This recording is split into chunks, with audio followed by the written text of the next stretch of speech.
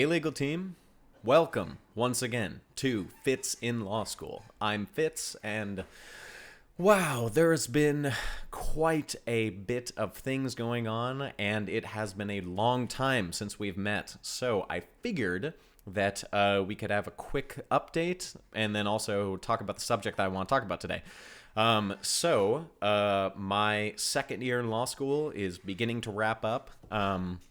Me and my amazing partner, we did a moot court competition in Las Vegas a couple days ago, or 2 weeks ago, and we did really, really well. Got all the way to the semifinals, just missed the finals, which kind of sucks, but still, we brought some points home for Hastings, so that's pretty cool.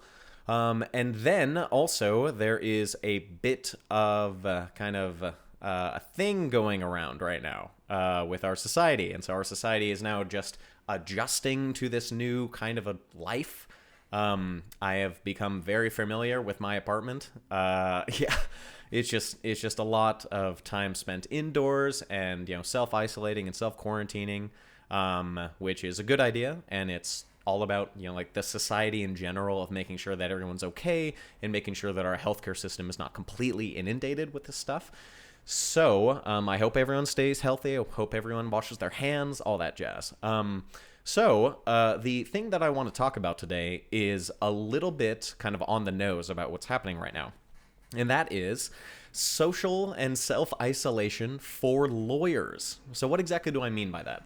So what I'm talking about is it's interesting how right now we are, in fact, at just 10 minutes ago, there was an official order that was sent out from several of these districts around the Bay Area, literally ordering on punishment of fines and stuff about people coming outside of their house for anything except essential functions, which is pretty insane. And it might seem scary, it might seem all this kind of thing, but I think it's really, really important that people know that this is just a precautionary measure to make sure that our society carries on and the health care system can meet the demand without it being completely overwhelmed. Because if it's completely overwhelmed, that means doctors will have to choose between various people, and so this is to make sure that people are healthy, and if people do get sick, that our healthcare system can handle it at the time. So it's essentially, as you've probably seen, just kind of slowing that curve and spreading out a little bit more so that our hospitals can handle it. So what do I mean by social isolation for lawyers?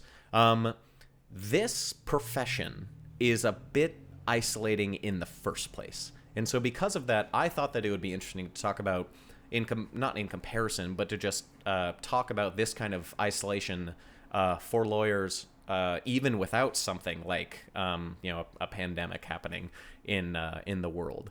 And so based on this kind of an idea, I thought that we would just kind of talk about that and then talk about how to counter that during normal times, which we're not quite in normal times right now. So first, I want to kind of give a little bit of context to this. This profession is isolating. There are long hours. You have kind of not that many friends when it comes to this thing, and any sort of specialization within a certain field is in itself isolating because there are fewer people that you can interact with based on your interest of that specific thing. And so because that is inherently isolating. Another part of that is that you tend to want to interact with people about things that you're interested in, and the more specialized you are in something, that usually means the more interested you are in it, which means that you want to talk and interact with other people about things that may not necessarily other people might be interested in, which is in itself isolating even further. So this the chances of you being isolated based on a more and more specialized version of what you're doing is more likely, especially if you become not only a lawyer, which is already kind of the upper echelons of society in terms of achievement and in terms of what you're doing, but also if you become a more specialized lawyer, then all of a sudden you start to kind of whittle away the various people and the various aspects of things that you can talk to other people about. And so a couple of stories. One of my friends, who is a lawyer, and he's working at Google and stuff, he always told me this story about how when he was originally an associate in a firm, he didn't really have a life. And the reason why he didn't really have a life for those couple of years as an associate is because he was always on call. And so he really had to put various aspects of his life on hold because he was working so hard. And he told me a story of one time he was in a play, and it was at 7 o'clock at night or 8 o'clock at night, and then all of a sudden he got a text on his phone saying, "Hey, can you look at this?" And it was from work. And he left the play in order to go work on something. And I think that's when he decided that he didn't really want to work in a firm anymore. But it's just that kind of a thing can, if you let it, and depending on like where you're working and stuff, can really separate you from other people. In addition to that, I think I've mentioned this on my channel before, but when the Alphabet reorg happened with Google, there was some concern within the legal department that we would turn into a firm for the rest of the company. And a lot of lawyers didn't want to do that and this was one of the exact reasons, because it morphs your hours into being completely dependent upon the work and all those kinds of things.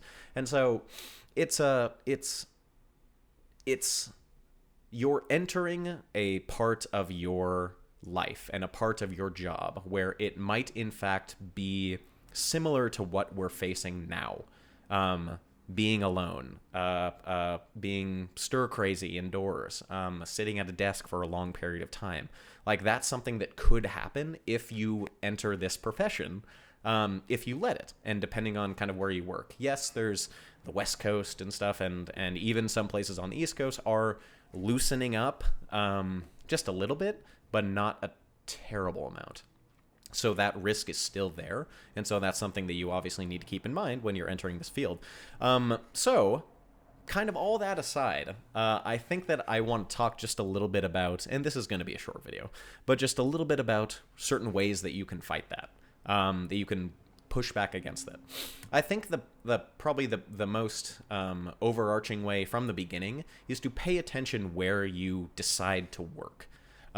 Firms are naturally going to be a little bit more demanding for your time than say the company life or the government life or anything like that. And that's one of the reasons why they actually pay you a lot of money when you work at a firm, because they know and understand that there's like a kind of a high burnout rate. It's really nice for your loans to be able to pay it down in a couple of years. But you also kind of lose your life those those couple of years. I have a few friends that have already graduated and are working in a firm, and it's true. They get paid a lot of money. It's really nice, but they also just don't really have that freedom. And that's a calculation that you're going to make about whether or not it's worth it to have those couple of years where you don't really have as much freedom as you want. To the point where you're doing something like, being in a play, and then you have to be on call at 9 o'clock at night, but you also fundamentally change your life because of the amount of money that you will have. So that's just kind of the base level of things that you can probably do. But let's say you're in it. Let's say you're doing this thing and you're in it and you don't want to be self-isolated and stuff. So what are certain ways that you can do things yourself, but also interact with others to kind of balance that life out? I think that it's pretty interesting to see a lot of people right now, they're dealing with, becoming stir crazy. Like, my two brothers are both working from home all the time, and they're going a little bit stir crazy. My sister-in-law, she is kind of liking being at home. My brother is not. And so that's just kind of interesting to see certain dynamics and how certain people like a little bit of isolation and like chilling at home and all that stuff, and other people don't. So in times like this, I think one of the best ways is exercise. That's really a great way to kind of get your mind thinking about other things and exposing yourself to like other aspects of life. I think it's really interesting to work out your mind all the time, but also there's a certain sort of, I don't know, human poetry or something to be able to also get your body in pretty good shape. And that just seems to make you feel better. And the happier and more positive that you are, the more other people want to come and interact with you, because that positivity is just a beacon in the world. And so I think that that's probably a really, really great way to do it, because then that will make other people want to hang out with you. So that's just increasing your chances. It also is good for you, and it gets blood flow and all that stuff. Spending time outside in general is also a great idea. Again, now, this is kind of an interesting thing, because you want to do it in a smart way, because obviously there's risks of being outside and being around people, but you can be outside without being dumb about it. That John Oliver piece was doing a pretty good job of saying, it's some balance between freaking out and not being an idiot. And so, yeah, you just have to do that. So, yeah, you can walk around outside, but you don't necessarily have to be, licking all the doorknobs and stuff. Or, always have maybe some Purell or something like that. But being locked inside, is pretty rough sometimes. Specifically, try to talk to people about things that aren't the law. I get that, I am catching myself all the time. Granted, I primarily hang out with law students now. That's true. However, when I'm hanging out with my brothers, they're interested in this subject, but not as much as I am. And so I catch myself every now and then wanting to bring something up in the conversation that's purely based on the law. And so I guess just paying attention to what you're saying when it comes to these certain things can actually really, really go a long way, because it shows people that you're a multi-dimensional person, and so you can interact with people in a normal way, and that will encourage more people to interact with you, and that will maintain those friendships and those connections, which is very, very important to kind of surviving that kind of social isolation. And lastly, I think that unplugging is always something that is so underrated. And it's hard to do. It's definitely hard to do. When I was working, I never really unplugged. Unplugging is a hard thing to do nowadays. There's studies out all the time that are essentially saying people who go on vacation still check their email, or they still, look at, attend meetings or something like that. In other words, now that we have the ability to work remotely wherever we are increasingly working more and more and more and not unplugging. And that's something that is destructive. It does not allow you to relax. It does not allow you to achieve what you want to achieve when it comes to a vacation. A break. You need a break. Everyone needs a break. It is interesting to see how much on the hook a lot of people are for that kind of a thing. And we're starting to get to a point where companies pay you a certain amount, but you're giving them more than they're paying you for. And so, I guess unless you can bill for it, but just don't let that happen. Your life is defined by more than how you work or how successful you are. It's about how happy you are. And you're not going to be happy if you spend your entire life working. And so just really, really try to make sure to be able to unplug. And then when you're trying to unplug, really do it. Actually do it. It's really nice to be occasionally, I used to do this younger, but now I'm not really doing it anymore. But now that I'm kind of in a situation where I have the ability to pause, all my classes are online now. I kind of have a schedule that's really, the commitments are not that high because now I can do everything from home. So spending hours at a time without looking at a screen or without looking at a phone, or, taking a book off my shelf and reading it and stuff like this, or just kind of walking or looking around. I'm really trying to focus my mind on other things other than law school and the news and politics and all that stuff, because that's what I always do. And I think that now is a really great time for everyone to take a breath, think about other things, and engage your mind in other ways, because you now have this unique opportunity to spend the time that maybe you had either had been using up commuting, or just being outside or doing certain things that were necessary because you had to leave your house, that now you don't have to.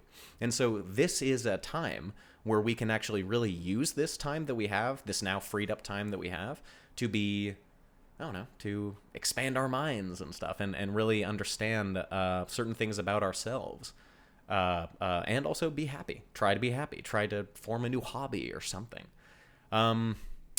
But yeah, but that, I don't know. It was just, this has just been a random video. I had this idea for this video today, and I thought it was pretty interesting that this sort of quarantining or this sort of social isolation is probably something that a lawyer will go through a little bit more than usual, or a little bit more than the normal person would. So I have no idea when we're going to do another video. We might do another video pretty soon because I'm going to be inside, and there is at the very least, the city and county of San Francisco just issued an order that's basically, ordering people to stay indoors except for everything but essential functions. So take a look at the order and but either way, use this time to do something new, do something amazing, inside, I guess. And, be safe, wash your hands, and, we're all gonna get through this, guys. Don't worry. All right, have a good one.